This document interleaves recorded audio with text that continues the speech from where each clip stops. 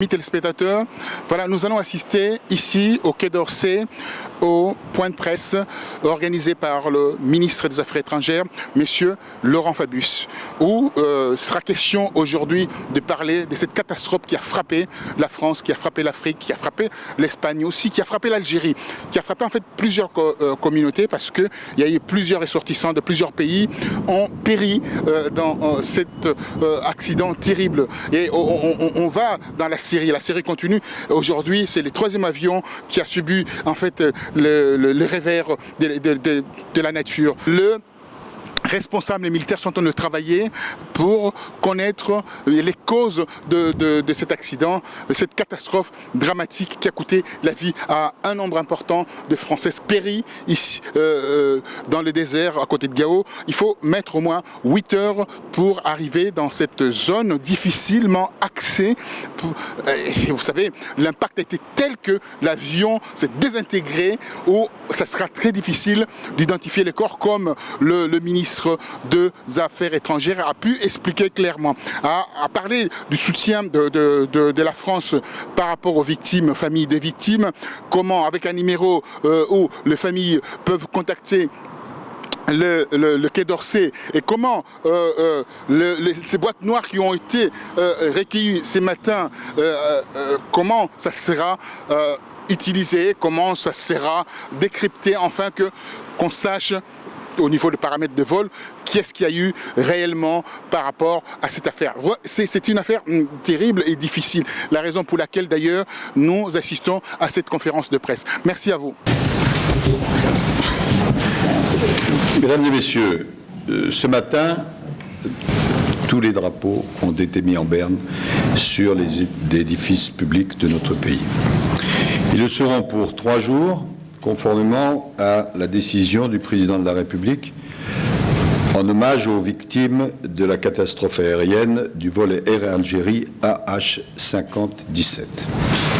Cette décision avait été annoncée samedi après-midi, ici même, au Quai d'Orsay, aux proches, qui étaient plus de 150, aux proches des 54 victimes françaises de la catastrophe.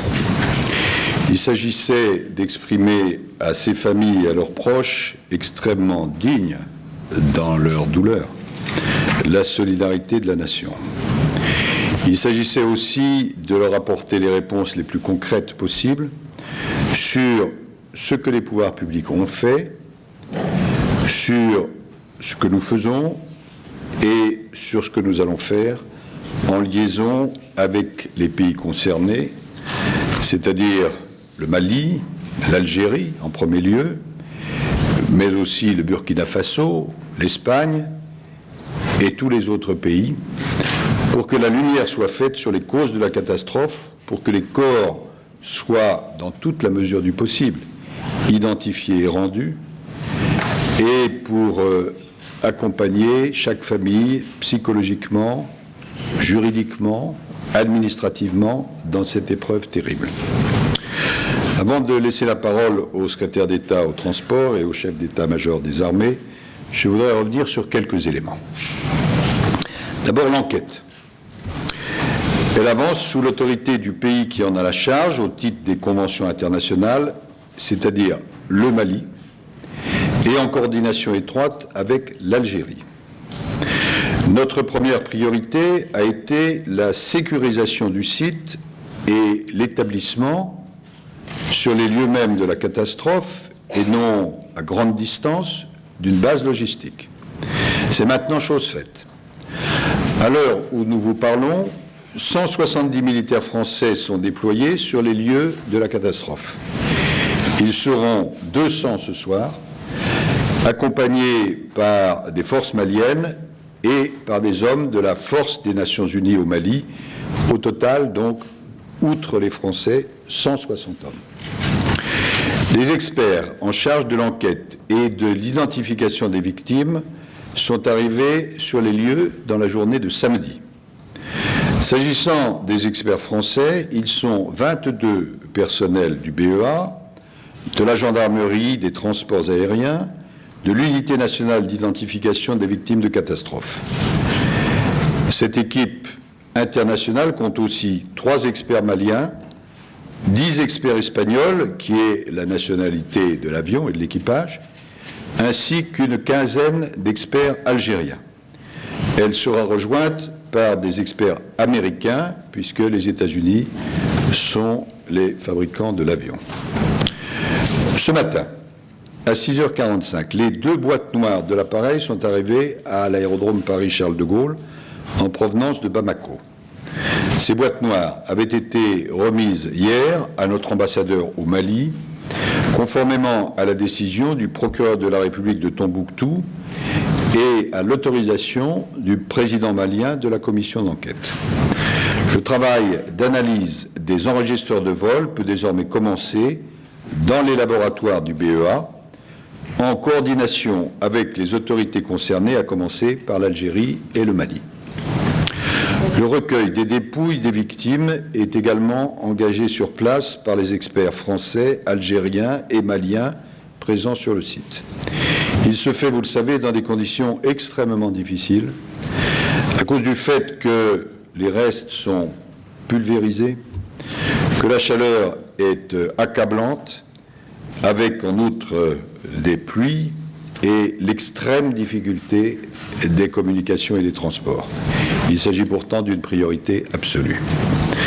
Des démarches ont été engagées pour permettre que les opérations d'identification des dépouilles puissent ensuite être conduites en France, en coopération avec des experts des 14 autres pays, dont des ressortissants figurent parmi les victimes, en présence de ces experts s'ils le demandent.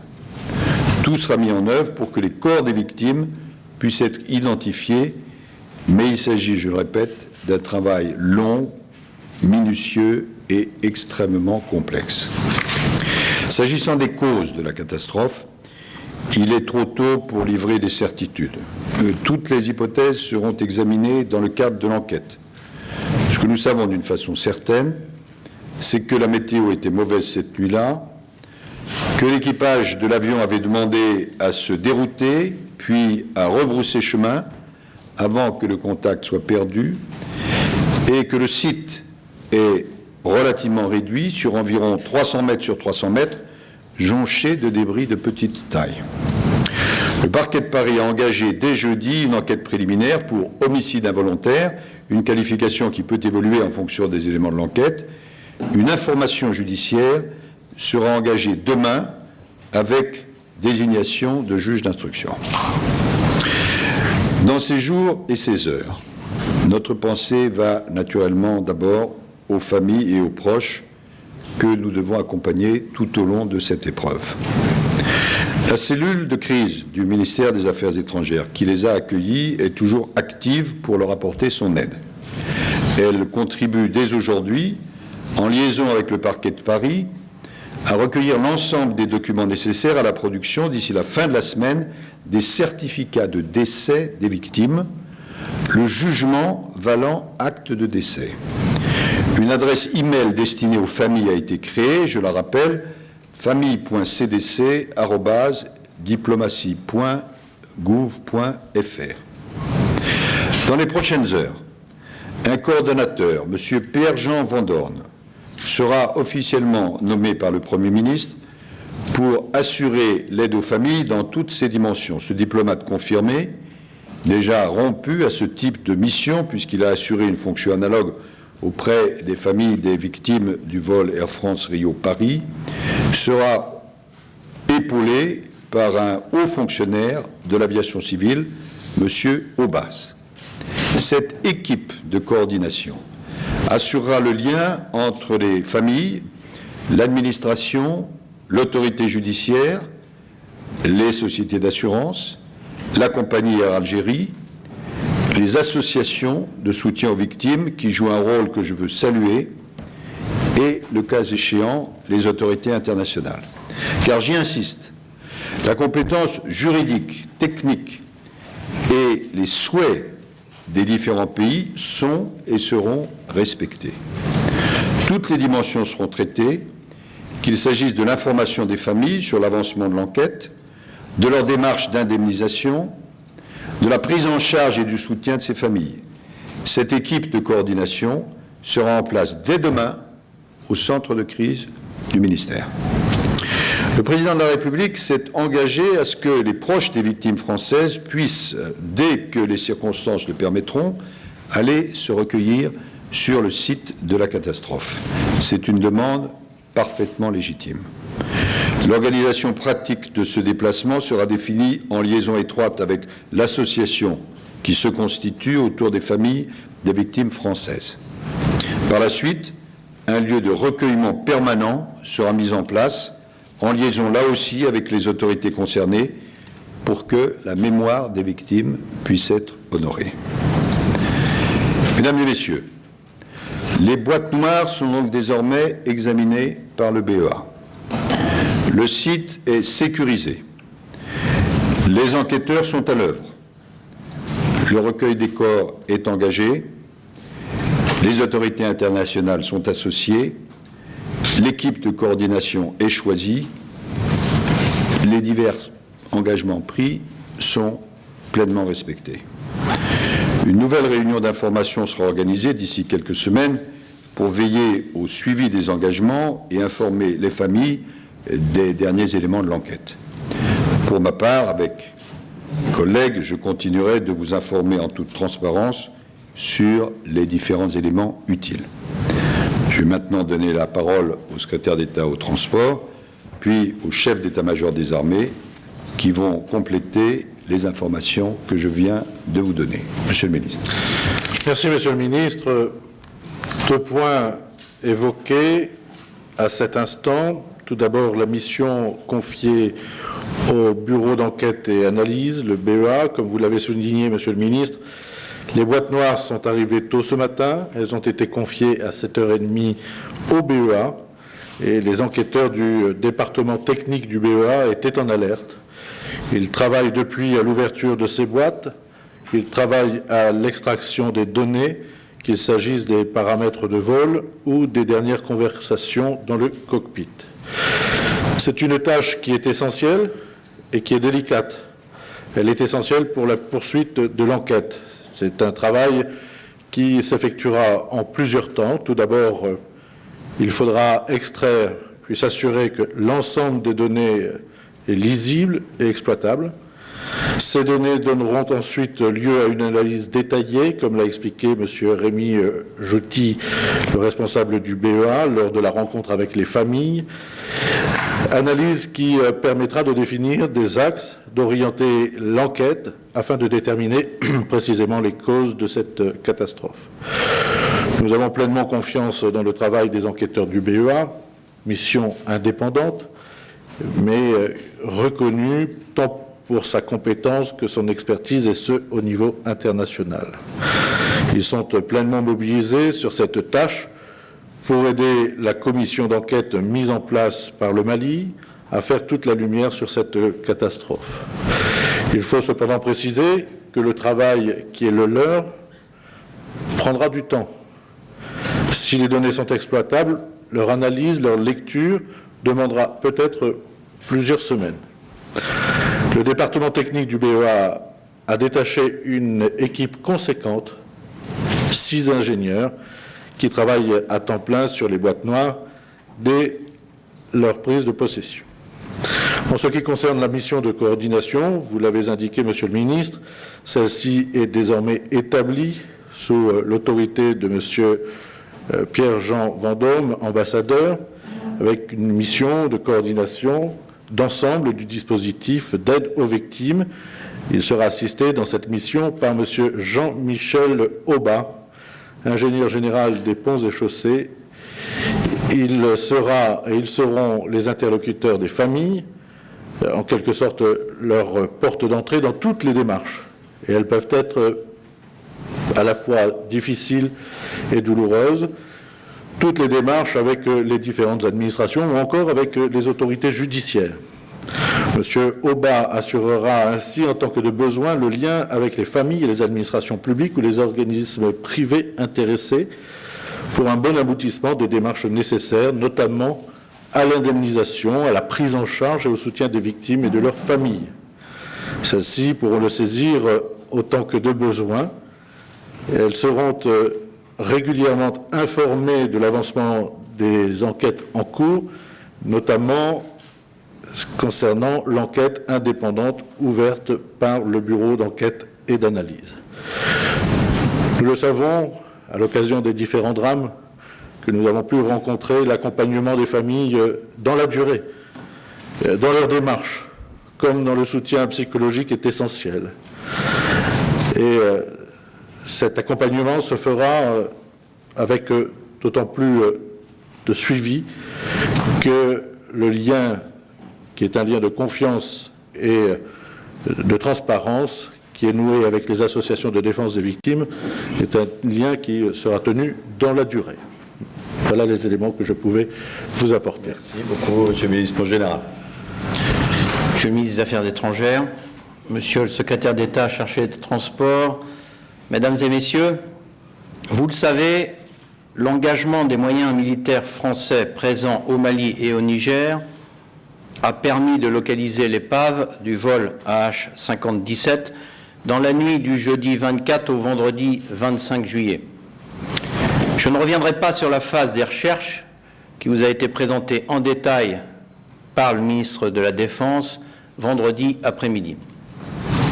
Dès que j'ai reçu le compte-rendu de la localisation de la zone d'accident, j'ai ordonné aux soldats de la force Barkhane de prendre toutes les mesures permettant, d'une part, d'assurer la sécurité du site et, d'autre part, de faciliter les premières constatations, notamment en envoyant un médecin et un gendarme sur place. C'est la rapidité de cet engagement qui nous a permis de retrouver très vite les deux boîtes noires. Depuis, nous avons assuré l'acheminement des spécialistes du Bureau Enquête et Analyse et de leur matériel de la France jusqu'à la zone d'accident. Partis de la base aérienne de Villacoublay vendredi soir, ils se sont posés sur la plateforme de Gao au Mali samedi matin, comme cela vient d'être dit, avant d'être transportés par hélicoptère sur la zone de l'accident. Ils sont présents sur place et travaillent depuis samedi à 14h, heure française. Les conditions de travail sur place sont difficiles, situées dans une région semi-désertique, extrêmement chaude. La zone de l'accident est par ailleurs très isolée. 150 km séparent Gossi de Gao, soit environ 2 à 3 heures de route. Et entre Gossi et la zone de l'accident, il faut encore parcourir 80 km, dont 62 pistes et 20 de tout-terrain. Je tiens à noter que le premier convoi qui a rejoint la zone a mis près de 8 heures pour couvrir cette distance. Au moment où je vous parle, effectivement, 170 soldats français sont présents sur le lieu de l'accident, aux côtés de l'armée malienne et des forces de l'ONU.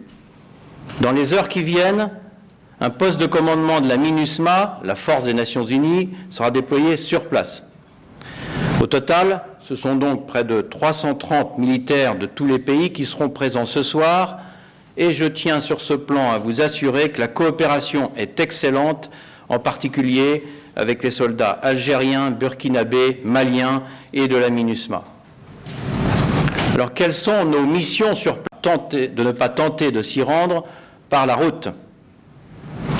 Seconde mission, nos forces soutiennent les opérations d'enquête et de recherche des dépouilles. Dans cette zone isolée, nous avons tout de suite déployé une base logistique avancée temporaire à Gossi et mis en place des moyens de commandement et de vie sur le lieu de l'accident. Nous assurons le soutien logistique des enquêteurs français ainsi que de leurs confrères maliens, algériens et espagnols.